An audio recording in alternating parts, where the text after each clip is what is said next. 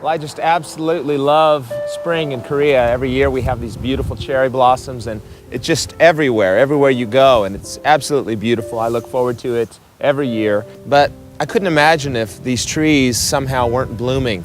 How disappointing that would be. I mean, imagine if these trees weren't doing what they were created to do, if they weren't blossoming like this. It would be such a disappointment.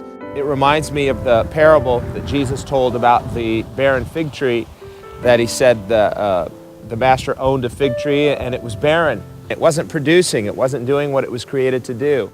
And the servant said to the master, look, this tree is just using up the ground. It's just taking up space. It's not doing what it was created to do. Let's chop it down. And the master said, no, let's fertilize it. Let's dig around it. Let's give it one more chance. Let's give it one more year. And if it bears fruit after a year, that's great. Otherwise, then we'll cut it down. When I think about this and think about what Jesus is talking about, he's really talking about his expectation in each of us, because we, like that fig tree, need to be producing fruit and not barren.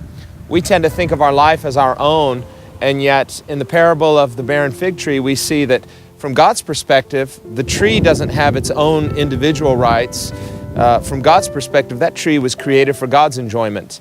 And if it's not doing what it was intended to do, it's just using up the ground and just taking up space. And the same is true with us. If we are not producing spiritual fruit, then from God's perspective, we're just using up the ground.